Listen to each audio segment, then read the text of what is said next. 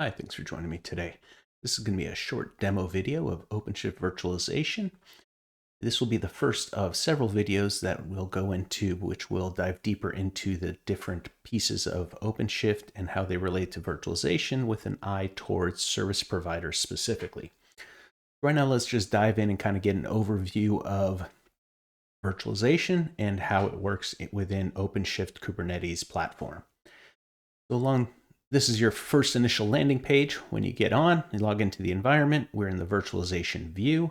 We can get an overall view of what's going on in the environment. You can see along the top here, we can see our top consumers, any sort of migrations that are happening, as well as adjust some settings. We'll dive into a lot of those in subsequent videos. So let's look at just creating a virtual machine. So by clicking on the left-hand side here, we can click on virtual machines. Brought to this tree view, which a lot of VMware admins will be familiar with, which breaks down each project within OpenShift and then the VMs that are running within those projects. So we can look at them either all the projects on the cluster, or we can dive into individual namespaces or projects and look at the VMs running there. In later videos, we'll talk about projects and resource isolation and quotas. But for now, let's just focus on these. So we'll collapse our little sidebar here so we can get some more real estate. And we are now in my particular project, and we'll go ahead and create a VM. So we'll start with a template, create the new virtual machine from a template. We'll choose Fedora in this case, but you can see here we've got several to choose from. These are the defaults that come with OpenShift Virtualization. You can duplicate these and create your own templates and scope them to a particular namespace or project, which from a service provider's perspective could be a customer. Each namespace or project could be customer A, B, C, or D, and so on, and they can each have their own sets of templates. So in this case, I'm logged in as a cluster admin, so I have all the rights, and in later videos, we'll go into what that means. So right now, here we can create a VM. We'll just do a quick create, so it comes up with a generic dictionary name. We'll change our name to demo VM. And in this case, we'll take all the template defaults, which right now are setting 1 CPU, 2 gigs of RAM, a 30 gig disk, and we'll just quick create it. You'll see that our status right here changes to provisioning to now starting. And we can see some details about the virtual machine itself, what template was used to create it, the CPU and memory allocation, current utilization, which right now is not populating yet, as well as our default network and storage as well. And as we go along the top of this VM configuration, you can see we can dive into metrics, and these will start populating as the VM boots up and starts running. There's a YAML configuration. So this is your YAML definition of the VM. And again, this exists here if you want to do kind of an infrastructure as code approach to this. Here's a template. This could be put into source control and then pushed out via GitOps approach, or you can just ignore it altogether and move on. Here we've got configuration. So this is where we can make changes to our running VM. So here you can see kind of what the template gave us.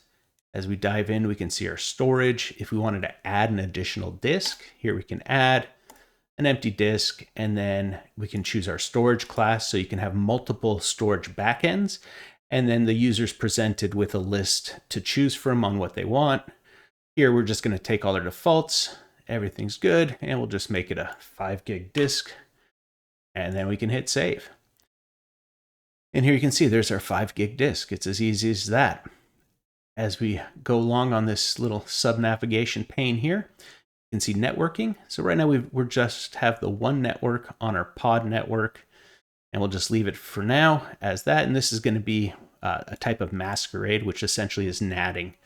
We'll dive into further videos, which will go into networking in much greater detail.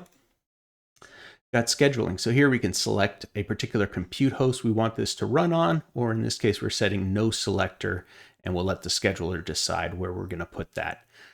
We've got affinity and anti-affinity rules, and then the eviction strategy, which for virtual machines by default is going to be live migrate. And then moving along, we've got some SSH options, metadata. If you want to add labels or annotations, we'll go into it at a different time. Here's the events tab. So any events that happen to this virtual machine will be captured within this events tab. So starting, stopping, deleting, live migrating, stuff like that will show up here.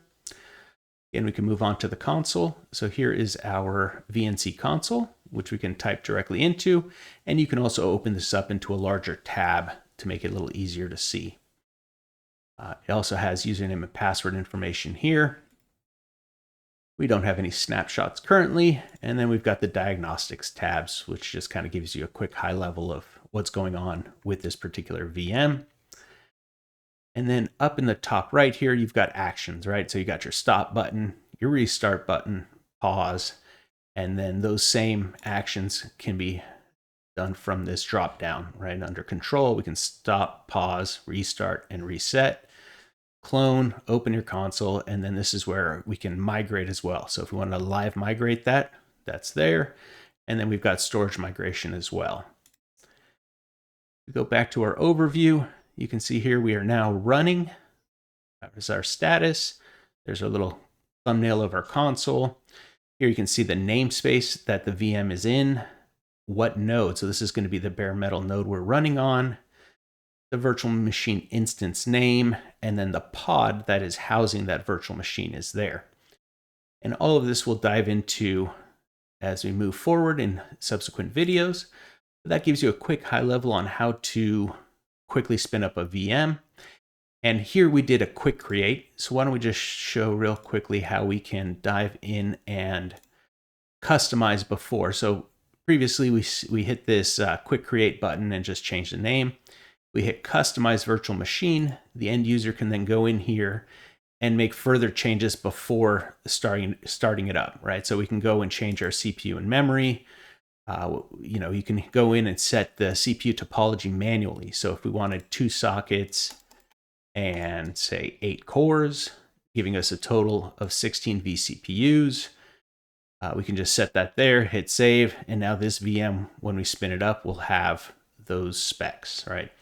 And then moving on the top, you've got the same YAML options, scheduling. So it's the same customizations we saw in that running VM can be done before you spin up the VM entirely along this top navigation bar, right? So adding another network interface, we can go in here, add one of our VLAN defined network attachment definitions here. We can add those in and so on. Same with disks. And then scripts. Here we can edit our cloud init for Linux VMs. So setting a static IP or changing a password, there's a lot of customizations that can be done within cloud init. And then ultimately metadata. And also worth mentioning back here is Windows sysprep. So if you're creating a Windows VM and you want to sysprep it, you can feed in a XML file and then build the Windows VM from that. All right, I hope this was helpful, and I hope to see you in the subsequent videos. Thanks.